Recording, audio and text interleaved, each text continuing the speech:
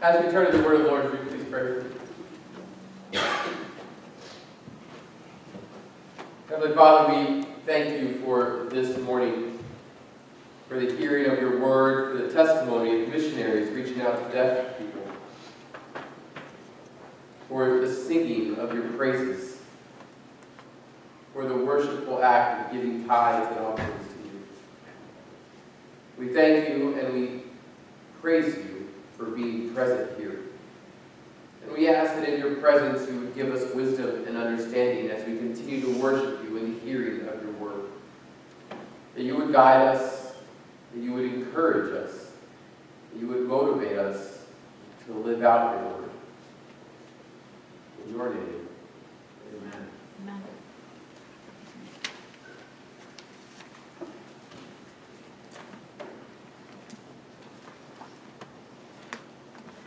There are times in life where people, couples, families have to make large decisions. And it can happen in many different ways. When you're young, you're making different decisions about life and what type of people you're going to hang out with. But you come to the end of education in family life, which would be right around high school, and you have to decide what college you're going to go to. And as any senior in high school knows, that can feel like a big, daunting task because that decision seems to define the rest of your life. And there are many students who are about to enter college or maybe in their first year of college that feel like, I just made a decision that defines everything. And all of us would probably look at them and say, it's okay. This isn't what you have to do. You can change majors. And you may know some people out there that probably changed majors once, twice, 3, 4 times or more. Because they begin to learn that that decision wasn't everything in life. But then there are other decisions in life that come on. And if you're going through college, or maybe you went into a trade school and you started life and you're going on and you meet someone special and you say, maybe I want to spend my life with this person and I want to get married with this person. And you go, that is a big decision. Because that is a decision that in the church, and those who believe in Christ, they say this is a decision that we bond together in union before Christ until death do us part. It is a lifelong decision, and you take your time to seriously think it through, and you make that decision. Whether you're going to go ahead with that, maybe you end the relationship, maybe you keep going. If you're a guy, you're thinking maybe I should get a ring, and how I should do this, and times have changed, and you have to choose that. But that decision is upon you, and it is something you can decide. But there are some things in life that you can't decide.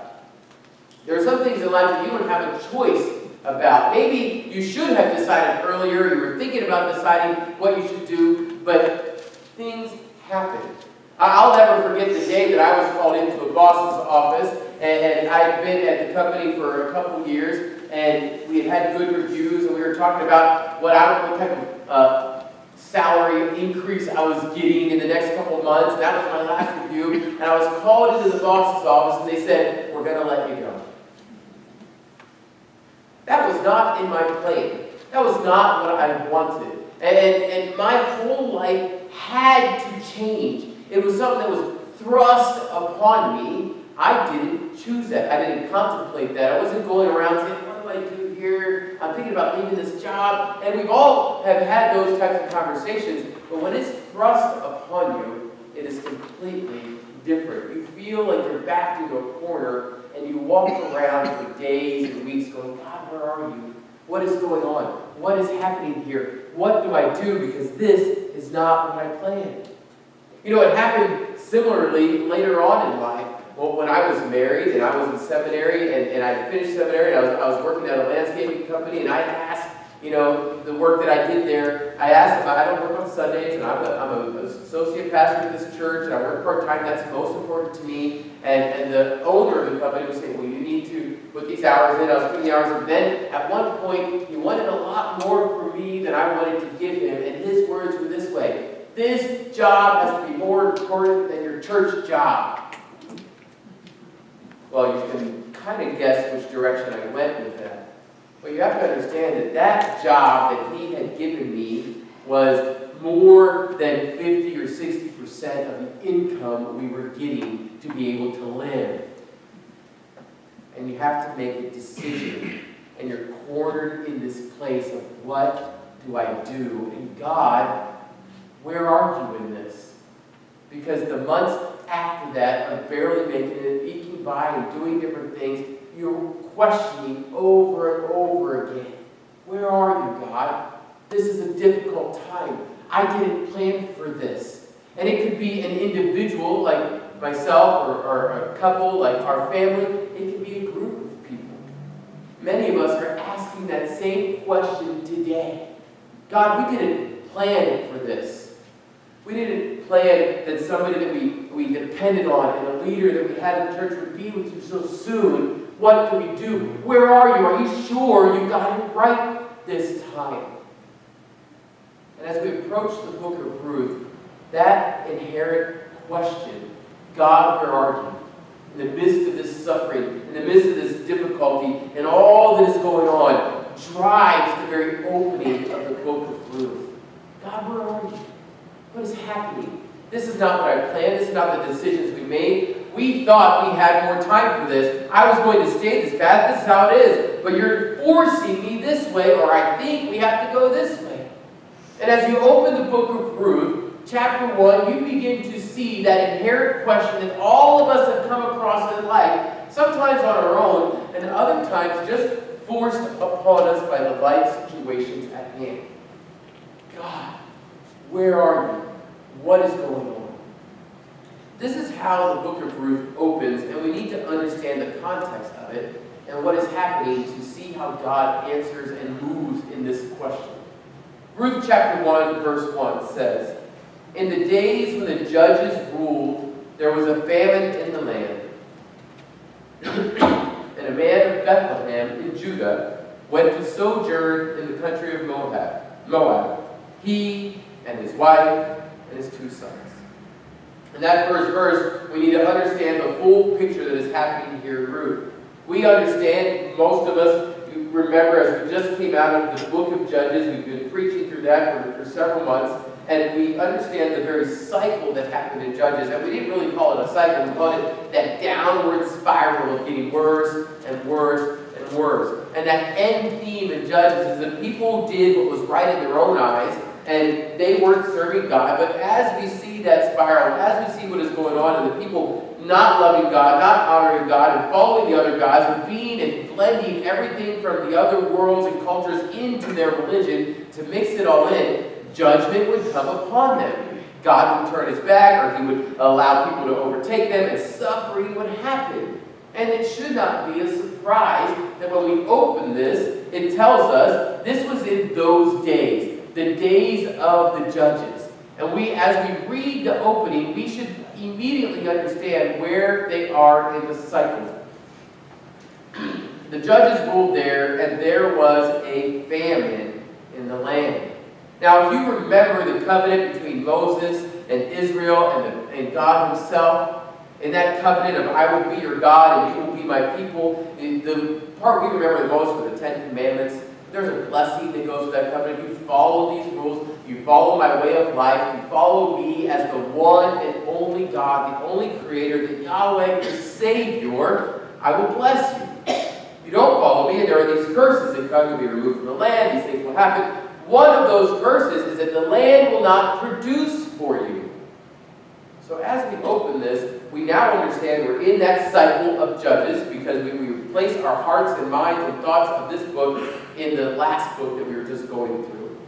And we understand that there is a type of judgment happening on the land.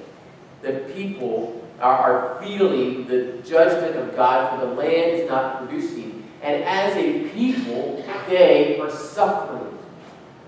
Now, we have seen famine in our world. We see it today, and you can see it on the news. You can find it in different nations all over the world. And what happens when famine is striking the land and there's not enough? You will begin to see people pick up and move. Let's get out of here. Let's move. So when we see here a man of Bethlehem, which is ironic, Bethlehem, the town of Judah, this is the exact same town where Christ was born. Bethlehem actually means the house or storehouse of bread. The place where food is provided has no food. Just look at all the little pieces that we need to put into this picture as we move forward.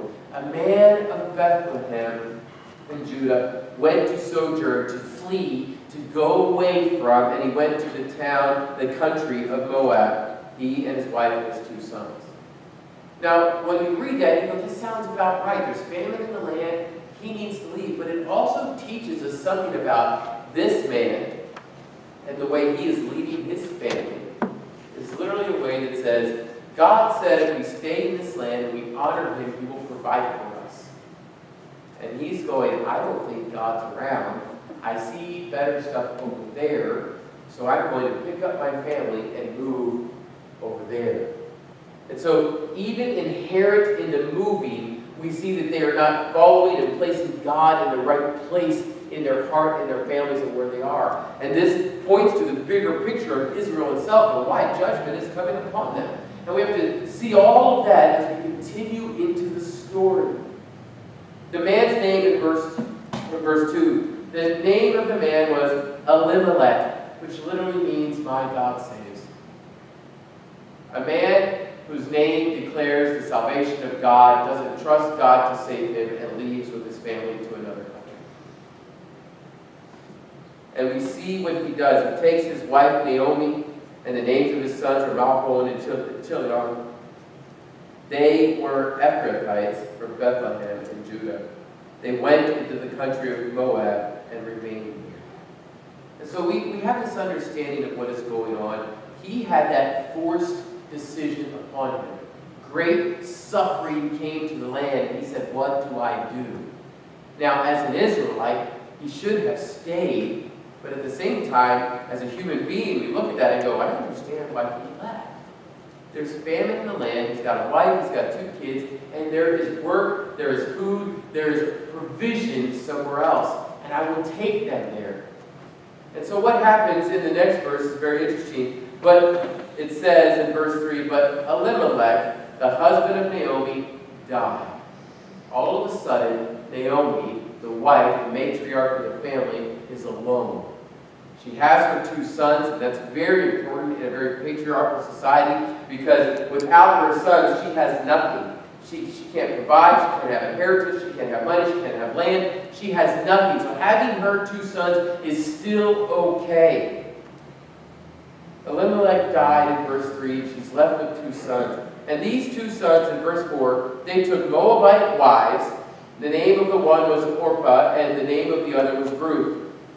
They lived there about 10 years. Now, in this cycle of Judges, we've seen very often, one of the problems that the Israelites deal with is marrying outside. So these young men married outside of those who believe that Yahweh is God.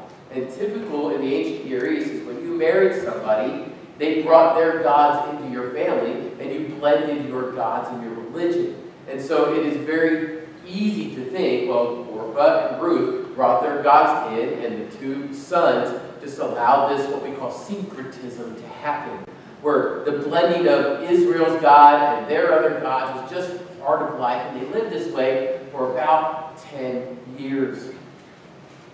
It says in verse 5, and both Malchon and Chilion died, so that the woman was left without her 2 sons and her husband.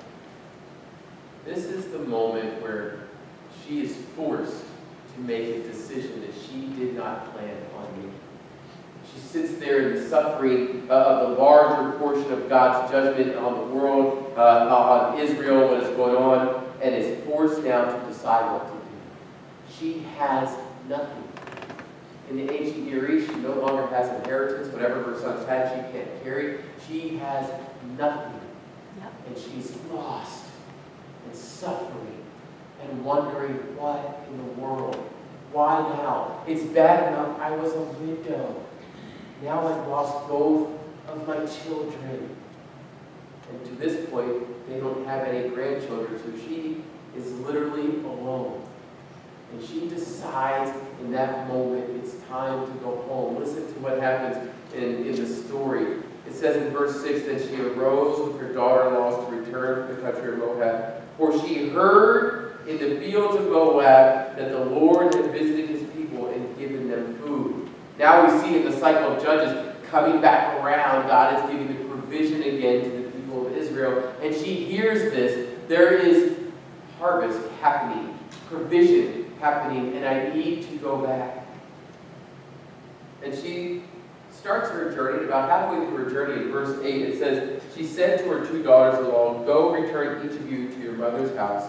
May the Lord deal kindly with you as you have dealt with me.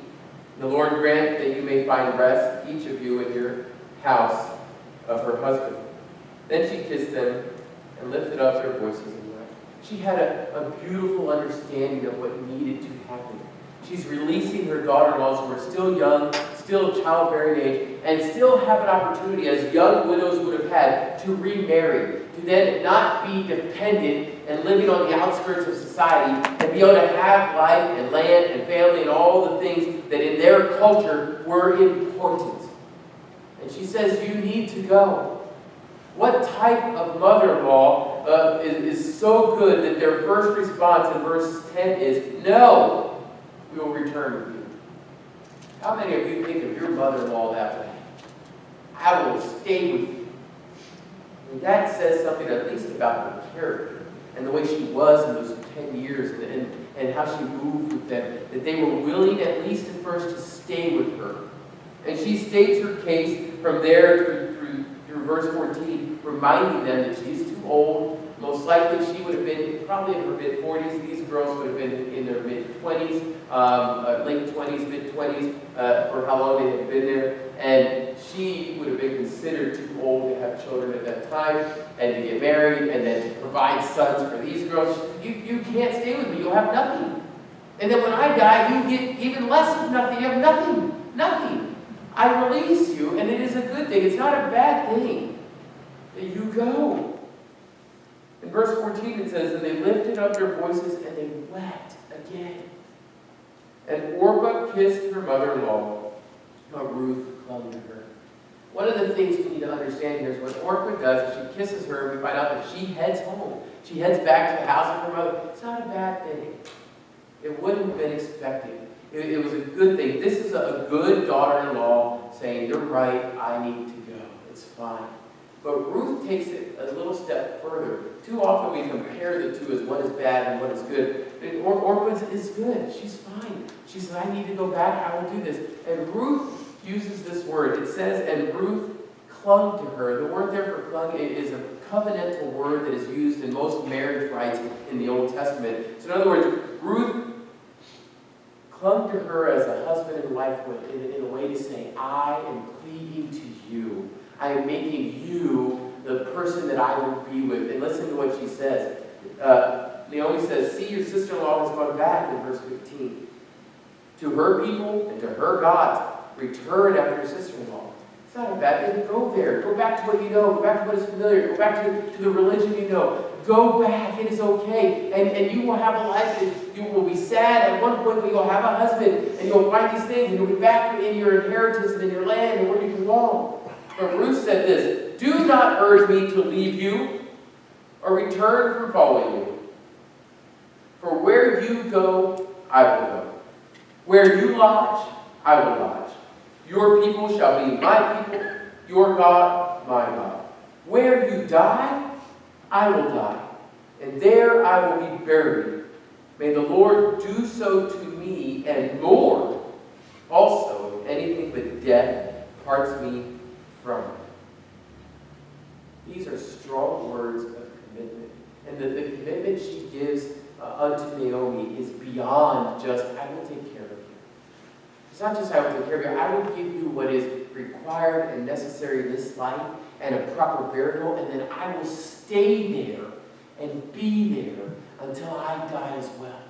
She is walking in knowing that she will be a foreigner, knowing that she will be an outsider, and knowing that as a widow, she will have nothing, no inheritance, and she will only be living off the goodness of whatever people give her. Willing to say, I will basically give into a beggar's life to stay by your side. This is what happens in Naomi's suffering, this daughter-in-law makes this statement. Naomi's response is this. And when Naomi saw she was determined to go with her, she said, no more. No more arguing, no thank yous, no anything, just, okay. And they continue their journey. But what is amazing here is Ruth is a person who shows the most faithfulness in this whole story. The person and people that should be faithful in this whole story would be the people of Israel. Elimelech, Naomi.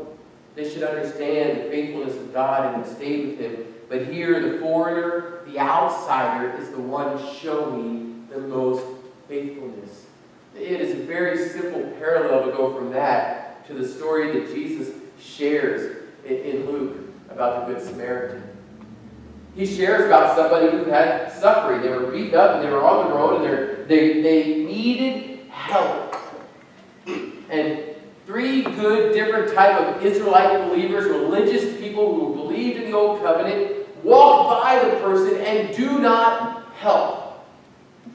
And the last person comes by, a Samaritan, an outsider, a non-Israelite by birth, and shows everyone what a faithful believer should have done.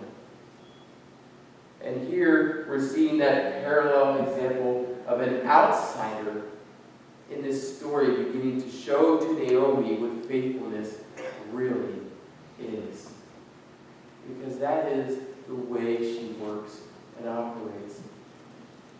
So what happens, and we see the reality of what moves on. In verse 19 it says, so the two of them went until they came to Bethlehem.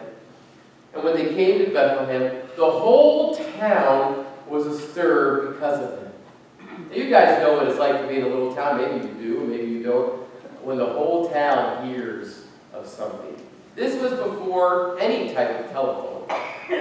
Now, I remember when I was traveling with the Moody Men's Choir. Spring break at Moody is 2-week spring break, which is awesome. And if you're with a music team, you travel in the country. And we get on a bus and we travel. I was the sound guy for the Moody Men's Choir. And we did a trip from Chicago, and we did a concert every night and twice on Sundays, moving from Chicago all the way out to Oregon and then all the way back.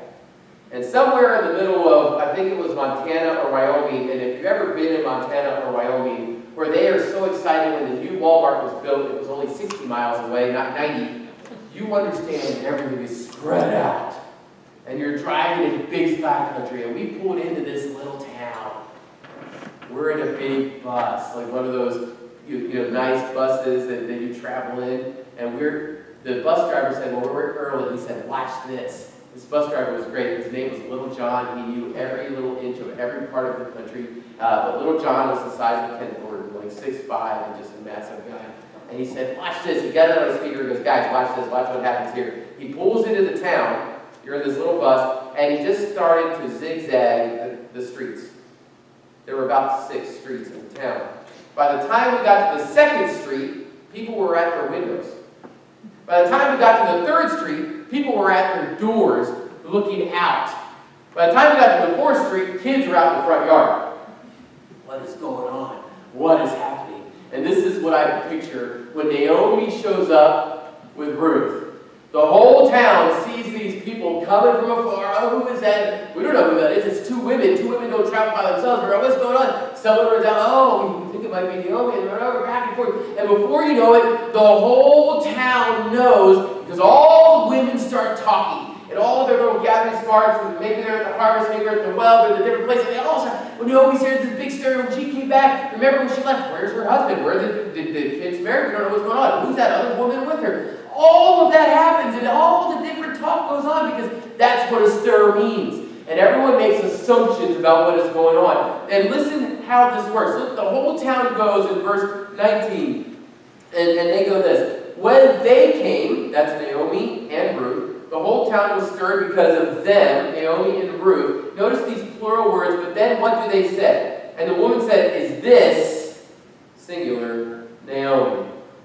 In other words, we see this other person, but she's a Moabitess and she's an outsider. We don't care about her. Just in their question, they're already degrading Ruth. They're already putting her off to the side. And they're just like, is this Naomi?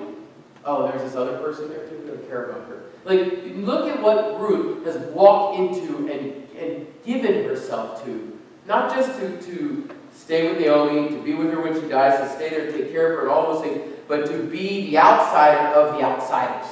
To be even worse and lower than anyone can imagine. Because it's hard enough to be a widow in a place like this, in a culture like this, as Naomi is going to have to live through. But to be the daughter-in-law of a widow that people don't even see when you walk up is even worse.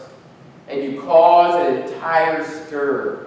And in verse 20, Naomi says this, "Do not call me Naomi anymore. Call me Mara, for the Almighty has dealt with me bitterly. I went away full, and the Lord has brought me back empty. Why call me Naomi when the Lord has testified against me, and the Almighty has brought calamity upon me?" So Naomi returned, and Ruth the Moabite, her daughter-in-law, with her, who returned to the country of Moab. She understands and feels the suffering and bitterness of shock and surprise not knowing what's going on. And she has to, in some ways, put her head down and come back home. And she says to them, "You can't call me Naomi. You have to call me Mara." And when we hear that, I would hope that those of you who've been around long enough will go, that sounds familiar. That sounds like when the Israelites were wandering the desert in the wilderness, and they start grumbling and complaining about not having water, and they get bitter, and they call this place as a place of bitterness. It is Mara. But if she was astute about that, immediately after that in the story, we see that God flows out water from the rock and blesses them in the midst of their suffering. So here is Naomi, not understanding that as we walk through this, God is present all along. He's present in her loss. He's present as one daughter-in-law who walks away. He's present as a daughter-in-law says, "I will be with you." What a gracious act of God. He's present in the very last verse. It says, "And they came to Bethlehem at the beginning of barley harvest." This is when they left with famine, and now they arrive with harvest. Unbeknownst to them, how God is moving and working and ever present as his people are suffering. Now, have you ever seen and felt super close to God? You're like, now God, you're present. You're here. Normally, in my life, it's either at a big event or in nature. I remember a time in Colorado and another time when I was in Quito, up in the mountains, away from the city lights, late at night, and when you're there, and you see the expanse of stars, or you see the expanse, the end of the Milky Way in the sky. Look at that. Can you imagine that? Have you been in a place like that? And you go, "Whoa, God, you're here. You're here right now." Maybe you get a chance tonight or this week to go out and look at the stars. You might have to drive outside a little bit, get a little further away from Anthony or the metro, and just look up and feel that. The galaxies, the planets, and everything out there. And you go, "Wow, God, you're amazing." Now the people of Israel should know that and feel that, and they did in the harvest and in the blessing. But where's God in the suffering? Let me ask you a question. Where do these stars go during the daytime? Can you see them in the daytime? Can you look up in the sky right now and see the vast expanse of stars? You might catch the moon at a certain time or a little planet here and there, but this vast expanse, when the sun is shining bright and things are out there on a cloudy day, during the day, can you see them? You can. Are they there? Absolutely. That's the way God works. In our suffering, his provision and care is always there. Whether you see it or feel it, it is always there sometimes we look up, like we do in the middle of the day, but where are you? I don't see your stars, your planets, I don't see it. And we need to understand that He's there. He's operating. And just like He was with Naomi and Ruth, the provision, the care, throughout their suffering, has never dropped. It has always been there. His planning and His timing is perfect. And you guys remember I lost that job? Within 2 weeks of that loss, my dad had his first heart issue and had to go into open heart surgery. And I was able to be there with him to help walk them through that problem. Had I still been on the job, I was traveling 3 to 4 weeks out of every month. And I would not have been there to help walk them through this problem. I tell you right now, I had no clue that in the suffering of losing a job, that God was there working anyway.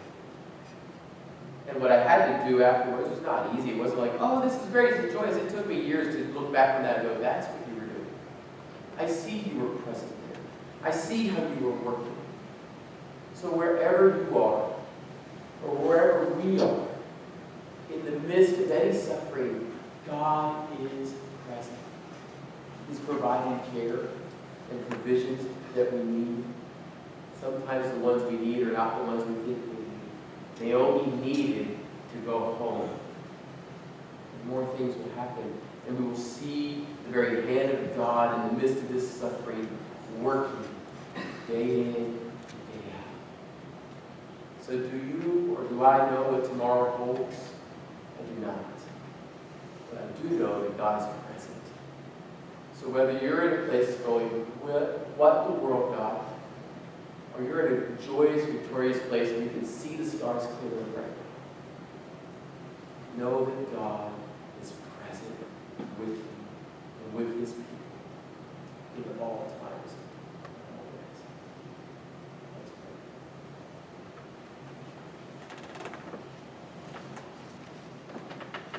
pray. Heavenly Father, we do thank you for this beautiful beginning to this story. We thank you that you were present.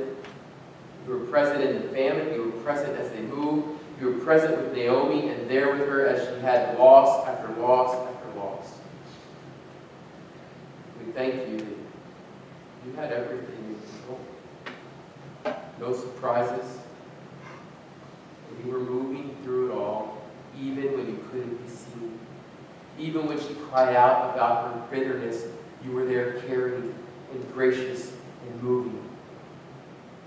Lord, help us understand that. Help us know that in the midst of our questioning, of our wondering, of timing, of whatever is going on in life, either as individuals or as a church. Help us know and move in the knowledge of your presence. Lord, we thank you. We thank you that you are ever present and caring and providing. So help us grow in that knowledge and wisdom. In your name. As we respond today and as we